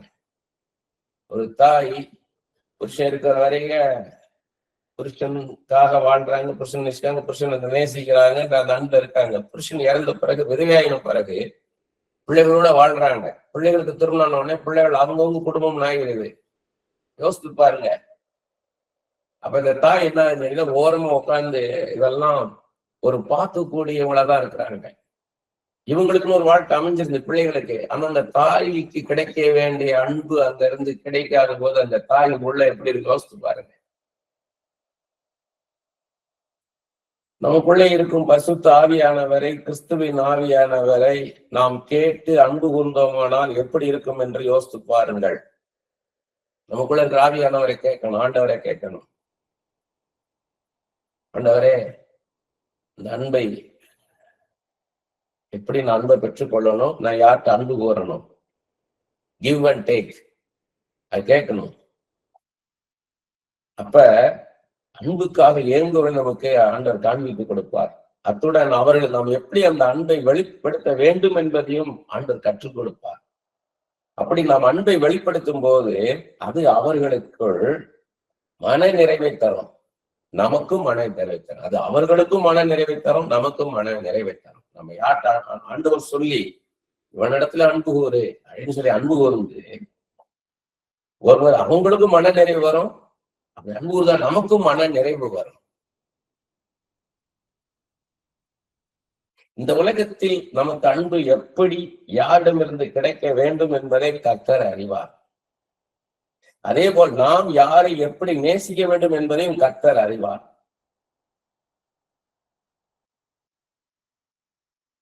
எனக்கு ஒரு சகோதரி சொல்லுவாங்க, எனக்கு அந்த ஊழியக்காரரை காமிச்சாரு, இந்த காணிக்கை கொடுனாரு. ஒரு அந்த ஊழியக்காரரை காமிச்சாரு, எனக்கு இப்படி காணிக்கை கொடுனாரு. ஆனா உங்களை மட்டும் எனக்கு ஆண்டவர் காமிக்கவே மாட்டேங்கிறாரு, உங்களுக்கு மட்டும் கொடுன்னு எனக்கு சொல்லவே மாட்டேங்கிறாரு. எப்படி இருக்கு யோசிச்சு பாருங்க. அவங்களெல்லாம் நேசிக்க சொன்னார், இவங்களை நேசிக்க சொன்னார், உங்களை மட்டும் நேசிக்க வேண்டாம்னு சொன்னார்ன்ற அவங்களுக்கு முதிர்ச்சி இல்லை. முதிர்ச்சி இல்லாத, கிறிஸ்துவின் அன்பு இல்லாதவங்க. இதெல்லாம் அநேகம் பேரை அது மாதிரி பார்த்து கடந்து வரல. முதலாவது அவரை முழு இருதயத்தோடு முழு மனதோடு நேசிக்க சொல்லியிருக்கிறார். அது ஒப்பாக இணையாக நம்மை நேசிப்பது போல மற்றவர்கள் நேசிக்க சொல்லியிருக்கிறார். நாம் இதை கடைபிடித்து அன்பு கூற வேண்டும். ஆனால் முதலாவது நேசிக்க வேண்டிய கர்த்தரை, சிருஷ்டிகரை இரண்டாவது ஸ்தானத்துக்கு தள்ளிவிடக் கூடாது. அங்கதான் பிரச்சனை வருது. ஆண்டவருக்கு மேல யாரையும் மேல வச்சிடக்கூடாது. முதல் ஸ்தானம் கர்த்தரை முழுமையாக நேசிக்கணும். அதுதான் இவ்வளவுக்கு சொல்லிட்டு வர. அவரை காட்டிலும் வேற ஒருத்தரை மேல வச்சோம்னா the problem is with you only. பிரச்சனை உங்கள்கிட்ட தான் இருக்குது. உங்களுக்கு கஷ்டம்னா, ஏன் கஷ்டம்னா கர்த்தரை விட யாரையோ நீங்க அதிகமாக நேசிக்கிறீங்க. அது மனுஷனா இருக்கலாம், உங்க வேலையா இருக்கலாம், அது பணமா இருக்கலாம், சொத்தா இருக்கலாம். ஏனென்றால் நாம் கர்த்தரை முதலாவது நேசிக்கும் போது அவர் சொல்லுகிறபடி நாம் நடப்போம். கர்த்தரை நேசிச்சீங்கன்னா அவர் சொல்ற மாதிரி நடக்க ஆரம்பிப்பீங்க. அப்போது நாம் மிக சரியாக நடப்போம். மற்ற மனிதனிடமிருந்து எதையும் எதிர்பார்க்க மாட்டோம். எல்லாவற்றையும் கர்த்தரிடமே கேட்போம். மற்ற மனிதர்கள் நம்பி வாழ மாட்டோம். மற்ற மனிதர்களிடம் நாம் எதிர்பார்க்கும் போதுதான் பிரச்சனை, ஏமாற்றம் எல்லாம் வருகிறது. நம்மை நேசிப்பதற்கு என்று கர்த்தர் சிலரை வைத்திருப்பார். அந்த அன்புதான் நமக்கு சரியாக இருக்கும். அநேகருக்கு அன்பு மிகுதியாகி உணர்ச்சிகளுக்கு அடிமையாகிறார். எமோஷனல் பாண்டேஜ், இதுக்கு பேர் எமோஷனல் பாண்டேஜ். அன்பு மிகுதியாகி என்ன ஆயிருக்கு கேட்டீங்கன்னா பொசசிவ்னஸ் வந்துடும். பொசசிவ்னஸ் வரும். எனக்கு மட்டும்தான் இந்த அன்பு, எனக்கு மட்டும்தான் அப்படின்னு வரும்போது இது மிகவும் ஆபத்தமானது. இது மிகவும் ஆபத்தானது. அதை நம்மை பாதாளத்தில் கொண்டு போய்விடும், டிப்ரெஷன்ல கொண்டு போயிடும், சோர்வுக்குள்ள கொண்டு போயிடும். பொசசிவ்னஸ் ஒரு நாள் வந்துடக்கூடாது. நாம் எமோஷனல் பீயிங்ஸ். அப்ப உணர்ச்சிகள் வேண்டுமே நினைக்கலாம். நம்ம உணர்ச்சிகளோட இருக்கணும். ஏன் நம்ம வெறும் மிஷின் கிடையாது, மனிதர்கள். நமக்குள்ள ஒரு உணர்ச்சிகள் வேணும், அன்பு வேணுமே. அப்படி என்றால் நாம் யாரையும் நேசிக்க கூடாதா? மற்ற மனுஷர்களிலிருந்து அன்பை எதிர்பார்க்க கூடாது என்று நீங்கள் கேட்கலாம். அன்பு எங்கிருந்து வருகின்றது என்பதை முதலாவது நீங்கள் யோசிக்க வேண்டும். தாயின் அன்புதான் கர்த்தருடைய அன்புக்கு அடுத்தது. அந்த அன்புதான் அந்த உங்களை நேசிக்கிறார்கள், அந்த தாய் உங்களை நேசிக்கிறார்கள். அதே போல அவர்கள் பெற்ற மற்ற பிள்ளைகள் அவர்கள் நேசிப்பார்கள் என்பதை நீங்கள் கருத்தில் கொள்ளணும். நான் என்னை எங்க தாய் நேசிக்கிறாங்கன்னா என் கூட பிறந்தவங்களை, அவங்க பெற்ற மற்ற பிள்ளைகளையும் தாய் நேசிப்பாங்கன்றத நம்ம நினைச்சு பார்க்கணும். ஒருவேளை நீங்கள் உங்கள் தாய்க்கு ஒரே பிள்ளை என்று வைத்துக் கொள்வோம். திருமணமாகி செல்லும் வரைதான் தாய் பிள்ளை என்கிற பந்தம், அன்பு இருக்க வேண்டும். திருமணமான பிறகு உங்களது புருஷனை அல்லது உங்களது மனைவியை நீங்கள் நேசிக்க வேண்டும். அப்போது தாய் பிள்ளை என்ற பிணைப்பு, அங்கு தடையாக இருக்கக்கூடாது. தாயை நேசிக்கிறாலும் தாயை நேசிக்கணும், மனைவியோ புருஷன் நேசிக்கிறதுக்கு மனுஷன் புருஷன் நினைக்கணும். ஏன்னா கற்றுக் கொடுத்தது. ஒரு பக்கம் தாய், இன்னொரு பக்கம் மனைவியோ புருஷனோ. அப்ப தாயை நேசிக்கிற அளவுக்கு தாயை நேசிக்கணும், புருஷனையோ இல்ல மனைவியோ நேசிக்கிற அளவுக்கு நேசிக்கணும். இதுக்கு தடையா இருக்கக்கூடாது. நான் என் தாயை நேசிப்பது, என் மனைவியை நேசிப்பதற்கு தடையா இருக்கக்கூடாது. அதனாலதான் ஆண்டவர் சொல்லி கொடுத்தாரு, நீ திருமணமான பிறகு உன் தாயும் தகப்பனை விட்டு பிரிந்து உன் மனைவியோடு இசைந்திருன்னு சொல்லியிருக்கிறார். அவங்களும் இந்த ஸ்தானத்தை தாண்டி வந்தவங்க தான், அவங்களுக்கு தெரியும். இதே ஸ்தானத்தை அவங்க தாண்டி வந்தவங்க தான். அதுல நிறைய பேர் இன்னைக்கு தாய்மார்கள்னால கஷ்டப்படுது அநேக குடும்பங்கள்.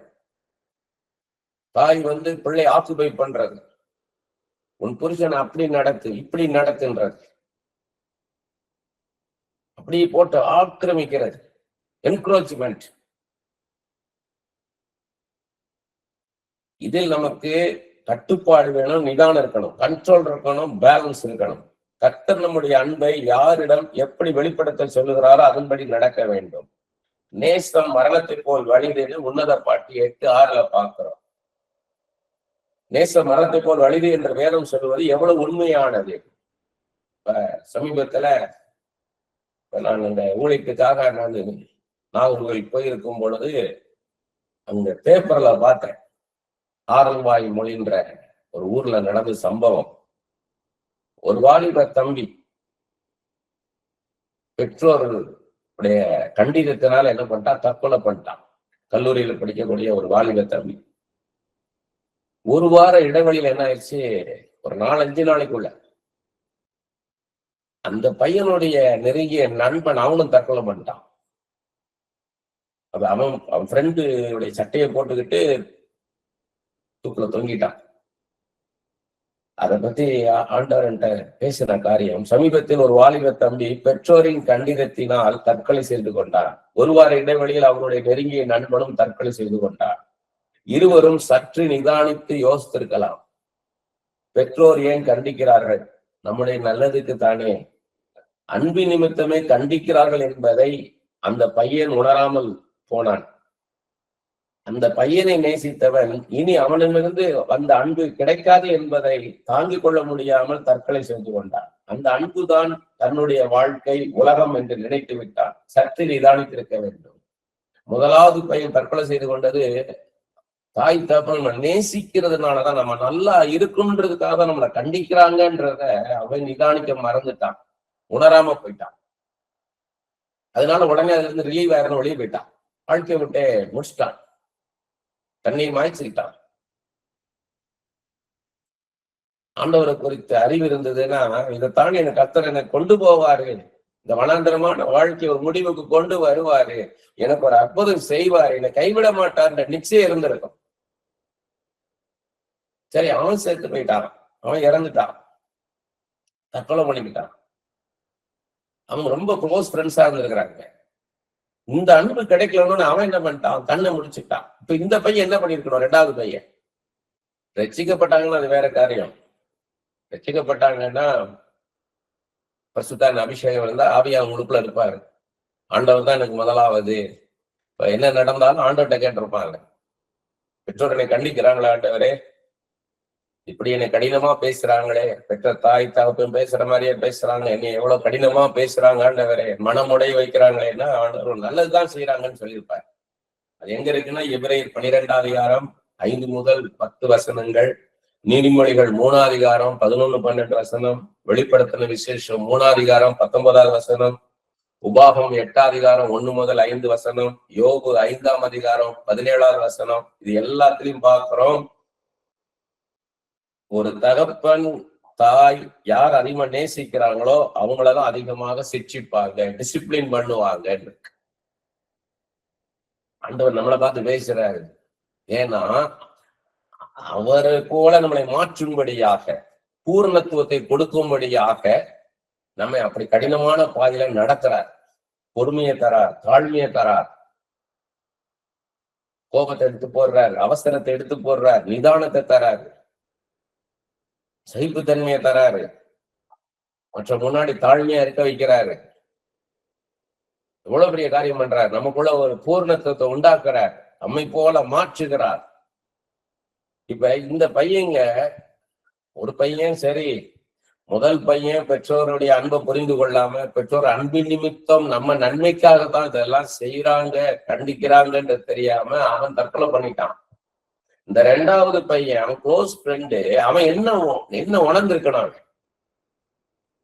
உயிருக்கு உயிரா நேசிச்சான், டெய்லி 24 மணி நேரமும் தன்னை நேசிக்கிற ஒரு ஃப்ரெண்டு போயிட்டான், அவனால தாங்க முடியல, அவன் தற்கொலை பண்ணிட்டான். அவன் என்ன பண்ணிருக்கணும்?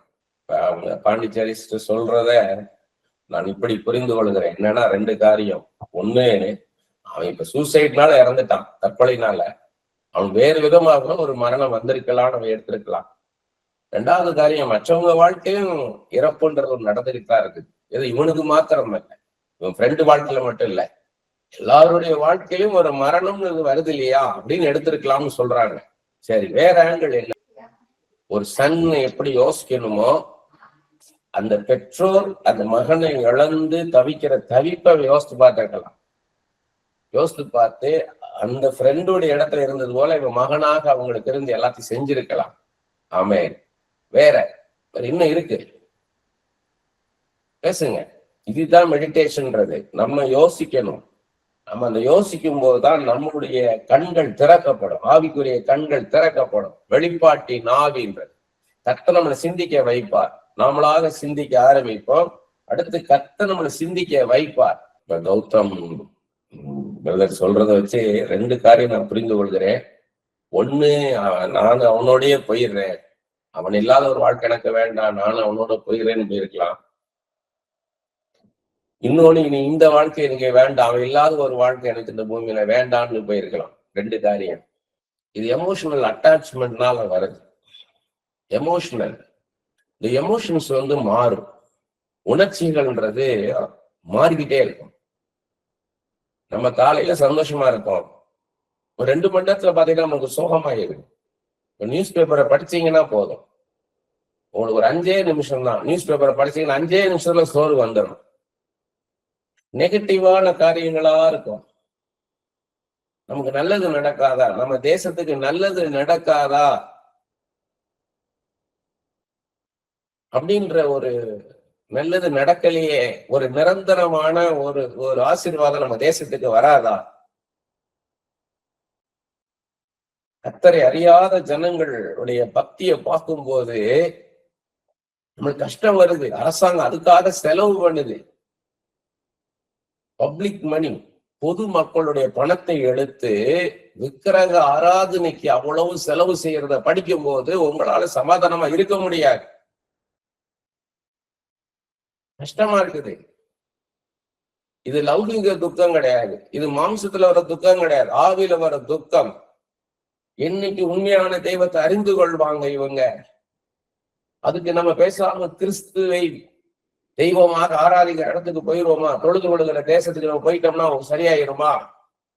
அப்ப இந்தியாலேயே நம்ம பிறந்தோம். இந்தியால எதுக்காக நம்மளை பிறக்க வச்சாரு? இந்த தமிழ்நாட்டிலேயே நம்ம பிறக்க வச்சார்.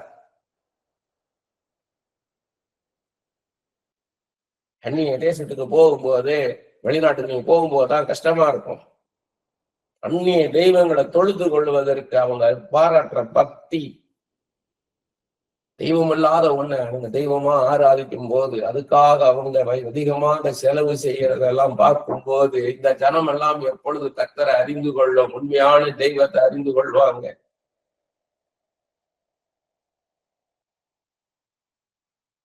தெய்வமே வேண்டாம்ன்ற ஜனம், எனக்கு ஆண்டவரும் வேண்டாம், எந்த மதமும் வேண்டாம், I don't want any God, I don't want any ரிலிஜியன்றவங்களை பார்க்கும் போது,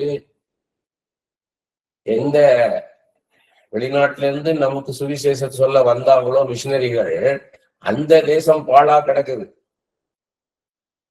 நெகேமியாவை போல நம்ம எழுமணும். அங்க சுவிசேஷம் சொல்லப்படணும், அங்க போய் ஊழியம் பண்ணணும். அதனாலதான் நீங்க இருக்கிற இடத்தையே பார்த்துட்டு இருக்காதீங்க. நான் உங்களுக்கு சொல்றது திரும்ப திரும்ப, இங்க 15 பேர் வரலாம், 20 பேர் வரலாம், இவ்வளவுதானா அப்படின்னு ஏங்கக்கூடாது. நம்ம எங்க கொண்டு போய் ஊழியம் செய்வார் நமக்கு தெரியாது. கர்த்தர் நம்மளை ஒரு இடத்துக்கு கொண்டு வார். யோசேப்பை போல நம்மளை உருவாக்குவார், மோசையை போல நம்மளை உருவாக்குவார், எஸ்தரை போல நம்மளை உருவாக்குவார், ரூத்தை போல உருவாக்குவார். எங்கோ கொண்டு போய் நம்மளை பயன்படுத்துவார். அதுக்கு நம்ம இந்த இயேசுவை அறிந்து கொள்ளணும், இயேசுவின் அன்பை அறிந்து கொள்ளணும். சின்ன சின்ன காரியங்களுக்கு அந்த பையன் பாருங்க, தன் நண்பன் இழந்துட்டானோ, அது சின்ன காரியம். அது அவன் ஃபியூச்சரை எதுக்கு நினைச்சு பார்க்கல, பிரசண்ட மட்டும் பார்த்தான். ஃப்ரெண்டு போயிட்டான், நம்மளும் போயிடணும்னு போயிட்டான். அவங்க அந்த சகோதரி சொன்ன மாதிரி அவனுக்கும் ஒரு மரணம் இருக்குது. அந்த மரணத்துக்கு முன்னால அவனுக்கு ஒரு திருமணம் ஆனா அவனுடைய மனைவி, அவனுடைய பிள்ளைகள் அன்பு அங்க போயிடும் அவனுக்கு.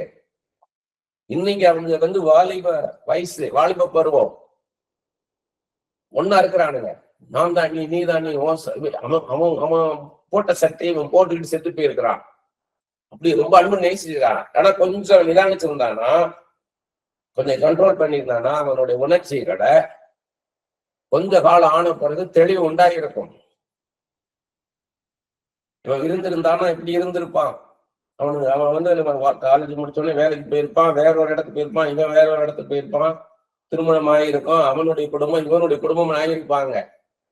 அதெல்லாம் அவன் யோசிக்க தவறிட்டான். அதுதான் நமக்கு, அவன் ரட்சிக்கப்படாதவனுக்கு. ஏன்னா ரட்சிக்கப்பட்ட நமக்குள்ள பெரிய சிலாக்கியம், அபிஷேகப்பட்ட நமக்குள்ள பெரிய சிலாக்கியம், பரிசுத்த ஆவியானவர், கிறிஸ்துவின் ஆவியானவர், இயேசு கிறிஸ்து நமக்குள்ள இருந்து எதிர்காலத்தை கற்றுக் கொடுப்பார். உனக்கு நான் மீட்டு தருவேன், என் நாமம் மீட்பர், நீ இழந்து உணர்ந்தவனை நான் மீட்டு தருவேன், நீ எதையும் இழந்து போகல. அவன் ஒரு மனுஷன், நான் தெய்வம், நான் கடவுள், சர்வவல்லமையுள்ள தேவன், நான் உனக்காக யுத்தம் செய்வேன், உனக்கு எல்லாவற்றையும் நான் தருவேன், உன்னை ஏமாந்து போக விட மாட்டேன்னு பேசியிருப்பார். நம்ம திடமா நிற்போம். எமோஷனல் அட்டாச்மெண்ட் ஆகக்கூடாது.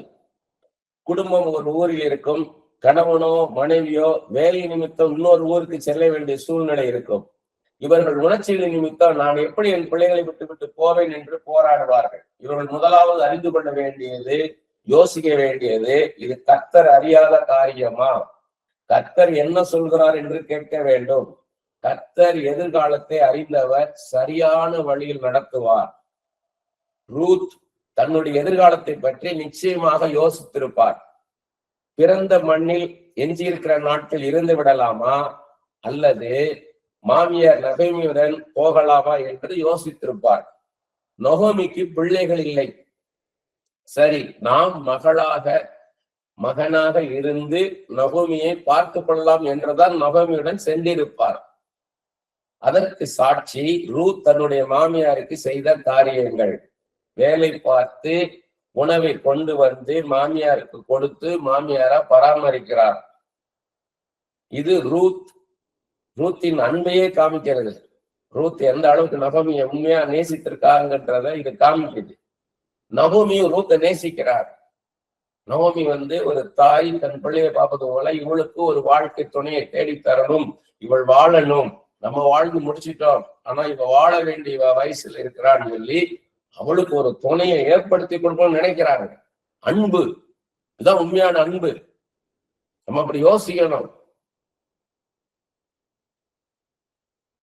தாவீது அப்சலோமுக்காக தப்பி ஓடி ஒளிந்து பின்னர் அப்சலோமின் இறப்பிற்கு பின்னர் அரண்மனைக்கு திரும்பும் போது பர்சிலாவை அழைக்கிறார். பர்சிலா வரவில்லை. பர்சிலா நிதானிக்கிறார். தன் பிள்ளை கிம்காமை தாவீதுடன் அனுப்புகிறார். தாவீதும் பர்சிலாவும் நேசித்தது உண்மைதான், நிதானிக்கிறார்கள். இது எங்க இருக்குன்றீங்களா? 2 சாமுவேல் 17ஆம் அதிகாரம் 27 இருந்து 29 இருக்குது. பர்சிலா எப்படி தாவீதை பராமரித்தார்கள். அதே 2 சாமுவேல் 19ஆம் அதிகாரம் 31 இருந்து 38 இருக்குது. பர்சிலாவை தாவீது கூப்பிடுறாரு. இவர் சொல்றா, எனக்கு 80 வயசு ஆகிடுச்சு, எனக்கு எல்லாம் இப்ப எனக்கு காது கூட சரியா கேட்கல, நாக்குல ருசியெல்லாம் இல்லை, எனக்கு இனி என்ன இருக்க நாட்டு எஞ்சிருக்கிற நாட்டு இங்கே நான் வாழ்ந்துட்டு போயிடுறேன்றார். அரண்மனைக்கெல்லாம் நான் வரல, என் பிள்ளை கிம்காம கூட்டிட்டு போன்றாரு. தாவீது கிம்காம கூட்டிட்டு போறாரு. அப்ப 2 பேரும் நேசித்தது உண்மை, நிதானிக்கிறாங்க. அது வேணும், நமக்கு நிதானிக்கணும். வெறும் கண்ணை மூடிட்டு நேசிக்க கூடாது, கண்ணை திறக்கணும். ஆவிக்குரிய கண்கள், அது மாம்ச கண்கள்ல நம்ம உண்மையா நேசிக்கிற தெய்வத்தை பார்க்கணும். எப்பவுமே சொல்லிக்கிறோம், ஒரு ட்ரையாங்கிள் வச்சிருங்க, முக்கோணத்தை வச்சிருங்கன்னு இருக்கேன் நான். உங்க இமேஜினேஷன்ல எப்பயுமே ஒரு ட்ரையாங்கிள் வச்சிருங்க. ஒரு பக்கம் நீங்க, ஒரு பக்கம் அந்த மனுஷன், இன்னொரு பக்கம் ஆண்டவர் இயேசு கிறிஸ்து. நீங்க இயேசுவை பாருங்க, அங்கேயே அந்த சூழ்நிலையை பார்க்க கூடாது, அந்த மனுஷனையே பார்க்க கூடாது. இந்த மனுஷனுக்கு செய்வானா, இந்த சூழ்நிலை எனக்கு மாறுமா அப்படின்னா சோர்ந்துதான் போவீங்க. கோலியாத்தை பார்க்காதீங்க. கோலியாத்துக்கு மேல உங்க கண்களை ஏறிடுங்க, வானத்தை பாருங்க. ஏசு என்ன செய்ய முடியும்? எரிகோ கோட்டையை பார்க்காதீங்க, கொந்தளிக்கிற காற்றையும் கடலையும் பார்க்காதீங்க. ஆண்டவரை பாருங்க. ஏசு கிறிஸ்து என்ன செய்ய முடியும்? பேசுகிற தெய்வங்க, பேசுவார் உங்கள்கிட்ட. நான் உன்னை நேசிக்கிறேன்றாரு, உனக்கு சகலத்தை நன்மைக்கதான் நடத்துவேன்றார். காலையில செபிக்கும் போது இதுவரை நான் அதை யோசித்து பார்த்ததில்ல, தியானிச்சதில்லை. அந்த இடத்த பார்த்திருக்கிறேன், ஆனா அதுக்குள்ள இவ்வளவு காரியம் இருக்கான்னு பார்த்ததில்லை. அந்த யோசிப்பு தன் சகோதரர்கள்ட்ட ஒரு நாடகம் ஆடுறார். அப்ப முன்னாடி இருந்தாங்க இல்லையா, இவரை குழியில தள்ளானுங்க, கொள்ளலாம் நினைச்சானுங்க, அடிமையா வித்தானுங்க, பகையா பகைச்சானுங்க. இப்ப அவங்க எப்படி மாறி இருக்காங்களான்னு சோதிச்சு பாக்குறாரு. பென்யமீனை பிடிச்சு வச்சு பாக்குறாரு, ஒரு டிராமா பண்றாரு. அந்த நேரத்துல இவங்கெல்லாம் கூடி பேசுறானுங்க. இவங்க எல்லாம் எதிர நடக்கும்போது ரூபன் சொல்றான், மத்தவங்களை பார்த்து, மூத்த சகோதரன் ரூபன் சொல்றான், யோசிப்பு அன்னைக்கு எப்படி அழுதான் அப்படின்னு சொல்றான். அன்னைக்கு அவன் கண்ணீர் வடித்தானே.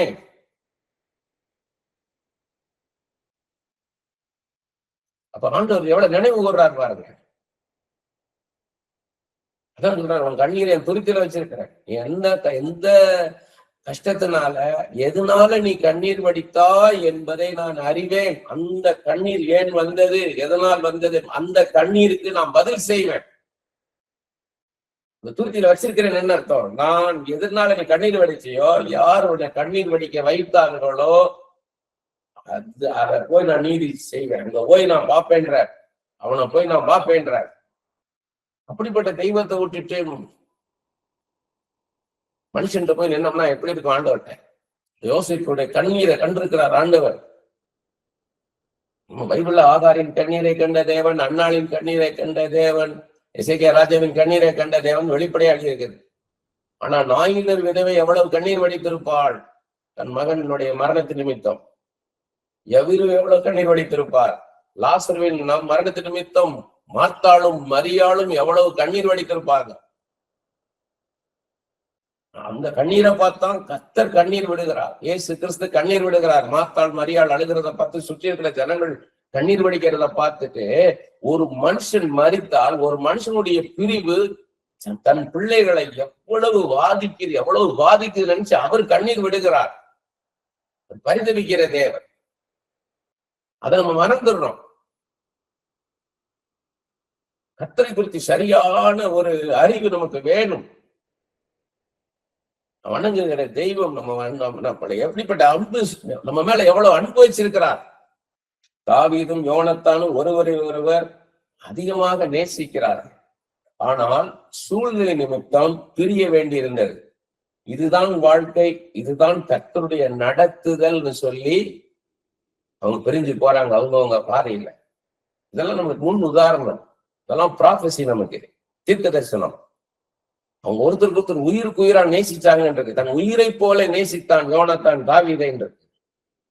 அப்படி போல அதிகமாக நேசிச்சாங்க. க்ளோஸ் ஃப்ரெண்ட்ஸ், அன்பு.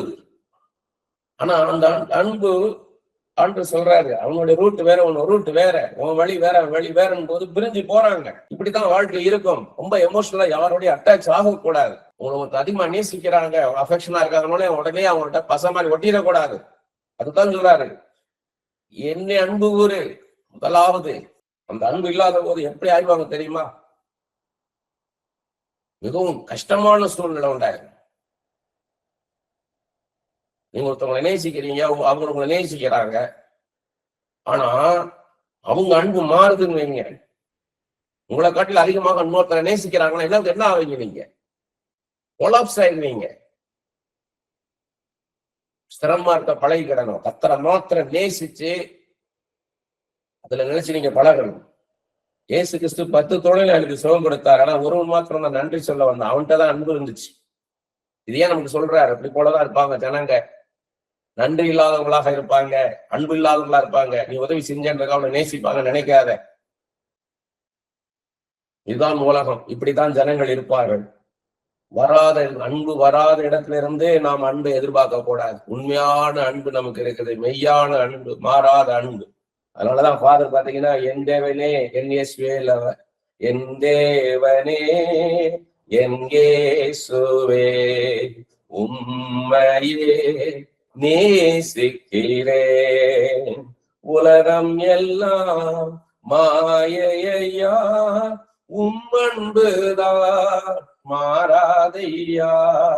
உலகம் எல்லாம் மாயையா, உம்மன்புதான் மாறாதையா, மாறாதையா. என் தேவனே என் இயேசுவே உம்மையே நேசிக்கிறேன். அதே இன்னொரு பாடல் இப்படி பாடியிருக்காரு ஃபாதர்.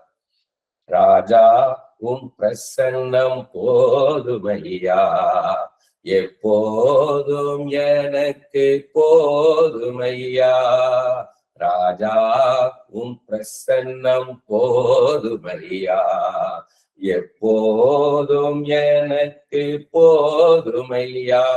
பிரசன்னம் பிரசன்னம் தேவ பிரசன்னம் பிரசன்னம் பிரசன்னம் தேவ பிரசன்னம்.